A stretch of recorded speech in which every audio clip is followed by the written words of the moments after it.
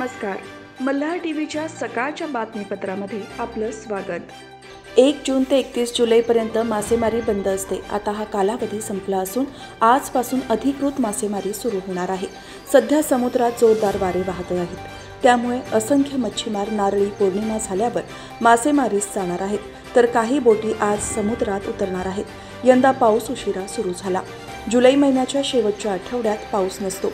वारा वादळ कमी होते, परंतु यावर्षी अद्यापही पाऊस वारा थांबत नाही, म्हणून कोळी बांधव चिंतेत आहे. सध्या संततधार पाऊस थांबला असून श्रावण महिन्याच्या सरींप्रमाणे एखादी सर येत आहे. जून ते 31 जुलैपर्यंत सुमारे 2187 मिलीमीटर एवढा पाऊस मुरुड तालुक्यात पडला आहे. अनेक मच्छीमार आपल्या होडीवर विधिवत पूजा करून आपल्या होड्या समुद्रात सोडणार आहेत. सध्या मच्छीमारांची पूर्वतयारी सुरू झाली असून जाळी भरणे, खलाशांची जमवाजमव, डिझेल, बर्फ, अन्नधान्य भरून तयारी काही मच्छीमारांनी चालवली आहे. समुद्रकिनारी जाळी विणणे, होड्यांना तेल पाणी, डागडुजी, रंग लावणे, बोर्ड रंगवणे आदी कामे अंतिम टप्प्यात आली आहेत. मुरुड तालुक्यात राजपुरी, एकदरा, मुरुड, मजगाव, दांडा, काशीद, बोर्ली, कोर्लई, साळाव आणि चोरडे असे मिळून 750हून अधिक मासेमारी नौका आहेत. पनवेल महापालिका कार्यक्षेत्रात राष्ट्रीय आरोग्य अभियानाअंतर्गत युविन पोर्टलच्या माध्यमातून नियमित लसीकरण कार्यक्रम राबवण्यासाठी आयुक्त मंगेश चितळे यांच्या अध्यक्षतेखाली राबवण्यासाठी शहर कृती समितीची बैठक मुख्यालयात आयोजित करण्यात आली होती. गरोदर माता आणि बालक लसीकरण विना राहू नये, तसेच बालकांचे आरोग्य सुदृढ राहावे यासाठी केंद्रीय आरोग्य मंत्रालय आणि राज्य सरकारच्या मार्गदर्शक सूचनेनुसार आता युविन पोर्टलवर नोंद करून त्यांचे लसीकरण करण्यात येणार आहे. महापालिका कार्यक्षेत्रातील सर्व नागरी प्राथमिक आरोग्य केंद्रांवर ही सुविधा उपलब्ध करून देण्यात आली आहे. पालिका कार्यक्षेत्रातील सर्व बालकांचे लसीकरण वेळेत होण्यासाठी याची मदत होणार असून यासाठी नागरिकांनी सहकार्य करावे असे आवाहन या बैठकीत महापालिकेच्या वतीने करण्यात आले आहे. या बैठकीला उपायुक्त डॉक्टर वैभव विधाते, वैद्यकीय आरोग्य विभाग प्रमुख डॉक्टर आनंद गोसावी, माता बाल संगोपन अधिकारी डॉक्टर रेहाना मुजावर यांच्यासह नागरी प्राथमिक आरोग्य केंद्राचे सर्व वैद्यकीय अधिकारी, जागतिक आरोग्य संघटनेचे प्रतिनिधी डॉक्टर अरुण काटकर उपस्थित होते.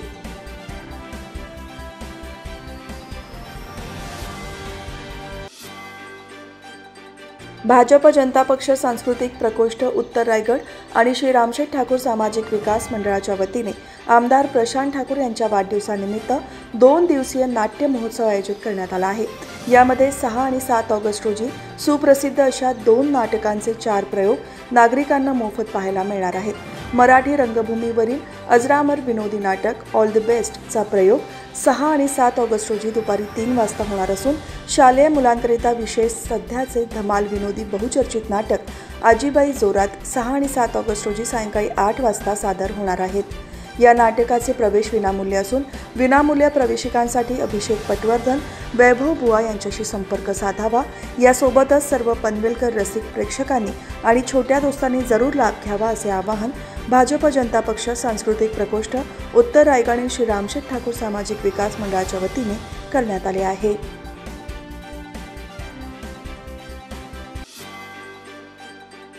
उरण येथील यशश्री शिंदे हत्याकांडाने महाराष्ट्रच नाही तर संपूर्ण देश हादरला आहे.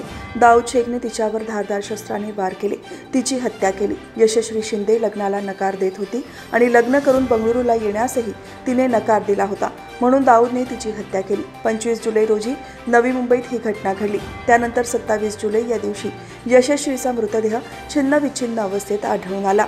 तिच्या मृतदेहाचे लचके कुत्र्यांनी तोडले होते अशी ही माहिती समोर आली. इतकंच नाही तर तिचे अवयवही कापण्यात आले होते. अत्यंत निर्घुण पद्धतीने तिची हत्या करण्यात आली. आता या हत्यामागचा टॅटूचा अँगल समोर आला आहे. यशश्री शिंदेच्या अंगावर 2 टॅटू होते, त्यापैकी एकावर दाऊदचं नाव होतं आणि ही बाब पोलीस रेकॉर्डवर आहे अशी माहिती पोलिसांनी दिली. यशश्री शिंदेच्या हत्या प्रकरणाच्या घटनेत प्रेमाचा त्रिकोण होता की नाही हे सांगता येणार नाही, पण दाऊद शेख लग्नाचा आग्रह धरत यशश्री शिंदेच्या मागे लागला होता. दाऊदच्या नावाचा टॅटू यशश्री शिंदेच्या अंगावर होता ही बाब पोलीस रेकॉर्डवर आहे. लव्ह ट्रायंगलबाबत आता सध्या काही सांगता येणार नाही. दोघांमध्ये वाद झाला की दोघंही एकमेकांना ब्लॉक करायचे. मौसींच्या माध्यमातून त्यांचा संवाद होता अशी माहिती पोलीस उपायुक्त अमित काळे यांनी दिली आहे. सो बेसिकली यांचा जरी परिचय असला एकमेकांशी डिसीजचा आणि ॲक्युजचा, तरी ती त्याला भेटायला रिस्पॉन्ड करत नव्हती. त्याच्यामुळे याच्यामध्ये आणि तिच्यामध्ये भांडण झालं. भांडणामध्ये त्या रागामध्ये येऊन आधीच आणलेल्या चाकूने तिची हत्या केली. त्याला आपण टेक्निकल अनालिसिसनुसार आत्ताच सांगितलं की 29 तारखेला सकाळी ताब्यात घेतलं. ॲट्रॉसिटीचं सेक्शनची वाढ करून ॲट्रॉसिटी कोर्टात हजर केलं. 7 तारखेपर्यंत पोलीस कस्टडी त्याला दिलेली आहे. आणि तो जो माझ्यासोबत तू बँगलोरला चल अशा प्रकारचा तगादा लावत होता, ज्याला ती रिस्पॉन्ड करत नव्हती. आणि जर मला तू भेटली नाहीस तर मी तुझ्या आणि माझे जे काही फोटो माझ्याकडे आहेत ते व्हायरल करेल, अशा प्रकारे धमकी देऊन तिला तो जबरदस्ती करून बोलत होता भेटायला. पनवेलजवळ जुन्या ठोंबरेवाडी गावाजवळ भरधाव मारुती सुझुकी सेलेरिओ गाडीचा भीषण अपघात झाला आहे. चालकाचा ताबा सुटल्याने त्याने रस्त्याच्या बाजूला असलेल्या झाडावर जाऊन गाडी आदळल्याने हा अपघात झाला. यात चालकाचा गंभीररित्या जखमी होऊन मृत्यू झाला आहे, तर गाडीतील 2 जण जखमी झाले आहेत. गाडी चालक विजय पवार हे त्यांच्या ताब्यातील मारुती सुझुकी सेलेरिओ गाडी घेऊन लोणावळा ते पनवेल असा प्रवास करत असताना शेडूंग टोल नाक्याजवळ ठोंबरेवाडी येथे त्यांच्या गाडीवरील त्यांचा ताबा सुटून रस्त्यावर असलेल्या झाडावर जाऊन गाडी आदळली. या अपघातात ते स्वतः गंभीररित्या जखमी होऊन मयत झाले आहेत, तर गाडीतील प्रवासी भिकाजी गायकवाड आणि संगीता गायकवाड हे जखमी झाले आहेत. या अपघाताची नोंद पनवेल तालुका पोलीस ठाण्यात करण्यात आली आहे.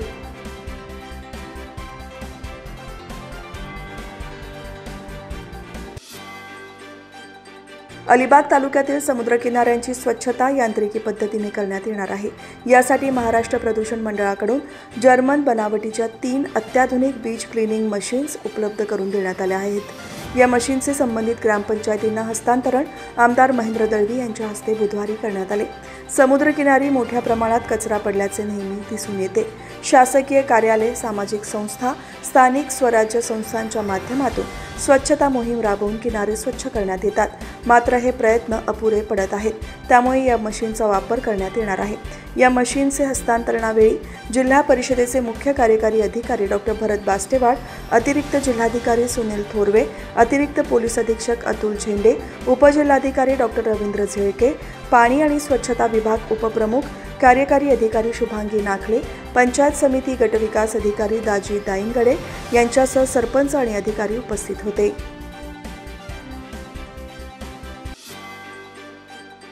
माथेरान या जागतिक पर्यटनस्थळी याही वर्षी जुलै महिन्यात पावसाने दमदार हजेरी लावली असून जुलै अखेरपर्यंत 3557 मिलीमीटर पावसाची नोंद झाल्याची माहिती पर्जन्यमापक निरीक्षक अन्सार महापुळे यांनी दिली आहे.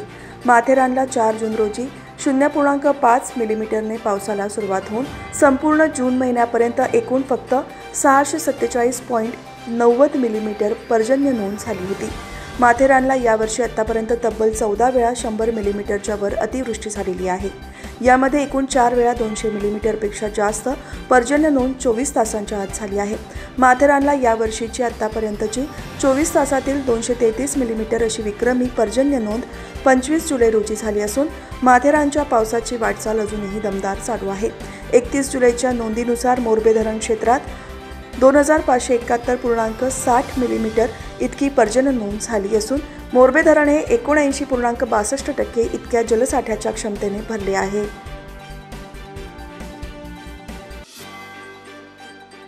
आंध्र प्रदेशचे माजी नगरपालिका प्रशासन आणि नगरविकास मंत्री डॉक्टर पी नारायण गारू यांनी बुधवारी सिडकोच्या विविध प्रकल्पस्थळांना भेट दिली. प्रकल्पस्थळांना भेट दिल्यानंतर सिडको भवनात आंध्र प्रदेशच्या शिष्टमंडळातील सदस्यांकरिता सिडकोच्या प्रकल्पांचे सादरीकरण करण्यात आले. यावेळी सिडकोचे उपाध्यक्ष तथा व्यवस्थापकीय संचालक विजय सिंघल, सहव्यवस्थापकीय संचालक शांतनू गोयल, मुख्य दक्षता अधिकारी सुरेश बेंगडे यांच्यासह इतर अधिकारी आणि कर्मचारी उपस्थित होते. आंध्र प्रदेश शासनातर्फे आंध्रमधील अमरावती येथील 217 चौरस किलोमीटर क्षेत्रावर राजधानीचे शहर विकसित करणे नियोजित आहे. या प्रकल्पाअंतर्गत शहरांतर्गत रस्ते, पाणी पुरवठा, मलनिस्सारण व्यवस्था, दळणवळण या पायाभूत सुविधांसह सचिवालय, विधिमंडळ, उच्च न्यायालयाच्या इमारती विकसित करण्यात येणार आहेत. या सुविधांसह शासकीय गृहनिर्मितीही नियोजित आहे. या संदर्भात भौतिक आणि सामाजिक पायाभूत सुविधांनी परिपूर्ण स्वयंपूर्ण शहरे विकसित करण्याचा दीर्घ अनुभव असणाऱ्या सिडकोच्या नगर नियोजित उत्कृष्ट प्रथा, पद्धती आणि आर्थिक प्रारूपांचा अभ्यास करण्यासाठी सिडकोच्या विविध विकास प्रकल्पांना भेट देण्याच्या अनुषंगाने या भेटीचे नियोजन सिडकोतर्फे करण्यात आले होते.